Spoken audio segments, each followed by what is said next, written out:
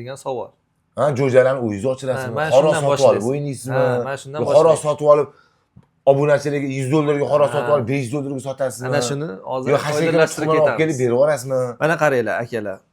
Shunday nima tuzilganki bizda misol uchun siz mana guvohsiz mana shu narsani, mana shu tepasiga keldingiz. Keyin shu obunachilar ichida kelgan odamlar ham o'zi meni jo'ja ochirib katta qilmaslikka vaqtim yo'qligini ko'radi, biladi. Sababi mana shu yerda mana 70 ta xo'roz bor. Ha, 70 ta xo'roz bor. 70 ta xo'roz bor. Endi shunga yarasha 50 ta makiyon bor, ha? 50 ta. 50 ta makiyon bor. Endi qarang, shuni o'zini ertalabdan kelsangiz ham 2-3 kishi bo'lsangiz ham ancha vaqtni olib qo'yadi qarashni o'zi. Ay, okey, 70 ta. Endi men nima qilganman? Misol uchun pensioner odamlarimiz bor. Iyki mana bizni kuzatadiganlar yaxshi biladi.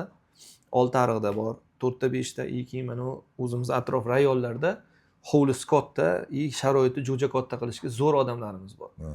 Bu shu odamlarga men tuxum beraman yoki bitta xo'roz makiyon beraman. Hamma narsani video qilib qo'yib berib ketamanki, sababi ertadan keyin hujjat bo'lsin deyman. Mana yaqinda ham Telegramga istoriya qilib qo'ydim. O'sha oq makiyonlarim ballari 8 ta xo'roz keldi. Har bittasini video qilib qo'yyapman. Bu nima demoqchiman? Misol uchun mendan ham u odamlar manfaat topadi. Siz orqangizdan shularning oilasiga rizqiga pul kiryapti. Ha, misol uchun chiqdi xo'roz deylik, 5 ta xo'roz chiqdi, ichidan menga bir dona haq berishadi. Men qolganini o'zim pulga sotib olaman. Pulga sotib olasizmi o'shalarni ham? Uni pulga sotib olaman. O'zingiz jo'jalaringizni qaytarib pulga sotib olasiz. O'zim pulga sotib olaman. Bu zo'r narsa-ku.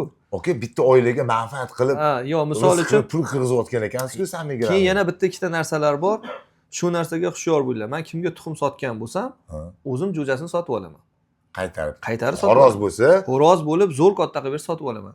Lekin bitta narsa bo'ldi o'tgan yili, mana shu elakdan o'tgani meni odamlarim bo'lib qoldi atrofimda. Lekin ketadi, qoladigan yolg'onchlari bo'lib qoldi ichida.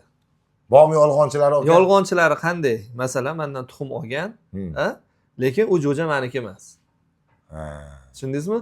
U nima uchun? U yolg'on gapirishi bizga ziyon. To'ppa-to'g'ri. U men shunaqa odamlar bor, mendan tuxum olgandan keyin ochirgan paytini tashlaydi, 10 kunligini tashlaydi. Erinmasdan video qilib tashlayvergan odamlar bor. Chunki ish qilyapsiz. Ha, o'shani katta bo'lgandan keyin o'zimga sotadi.